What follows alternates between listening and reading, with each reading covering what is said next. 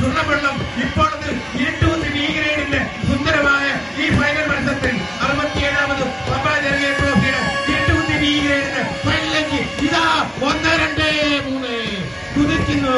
കുതിച്ചു മാറിയുന്ന ചിറകുവച്ച സർപ്പങ്ങളെ പോലെ അവര് വരികയാണ്. ഒറ്റപ്പടിക്ക് മുന്നിലേക്ക് കുതിക്കുന്ന ആയാമർക്ക് വൈദ്യുവാദിയുടെ 3 പങ്കാളിക്കാർ ഊരിയെറിയുന്നു. ഇതാ 4ാമത്തെ പങ്കാളിക്കാരെ പിടിക്കുന്നു.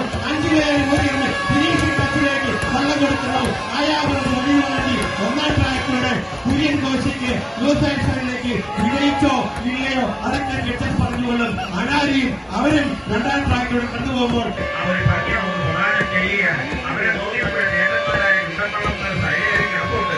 അങ്ങനെ ഭംഗിയോടെ ഗംഗയാണെങ്കിൽ 2ാം ട്രാക്കിലൂടെ ഉറുപ്പുപറമ്പനാണ് തോന്നുന്നു. അതെ, ഉറുപ്പുപറമ്പൻ അല്പം മുൻപിലായി തിരിച്ചിരിക്കാൻ ഒരു പത്രസ്വഭാവം ഇല്ലെങ്കിൽ പുറകെ തന്നെ നമ്മുടെ ജനവാടിയും വരുന്നുണ്ട്. അവരിതാ ഫിനിഷിംഗ് പോയിന്റ് കടന്നിരിക്കുകയാണ്.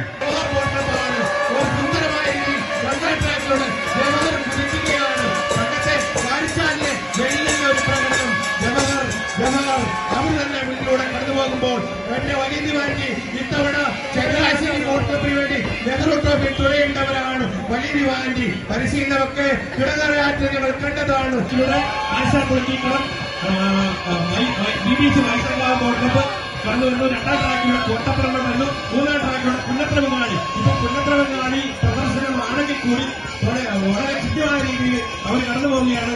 ജോവൽ ജോഷിയുടെ ക്യാപ്റ്റൻസി പുന്നത്ര ബംഗാളി, സെന്റ് ജോർജ് ബോട്ടർ പാനലിലേക്ക് വേണ്ടി അണിനിരക്കുന്ന പുന്നത്ര ബംഗാളി 3ാം ട്രാക്കിലൂടെ കടന്നു പോകുമ്പോൾ കോട്ടപ്പുറമ്പനും ആശാ പൊളിറ്റിക്കണം ഒരു തുല്യത കാണിച്ചുകൊണ്ട് കോട്ടപ്പുറമ്പൻ തന്നെയാണ് ഒരു നേരിയ ലീഡ് എടുക്കുന്നത്.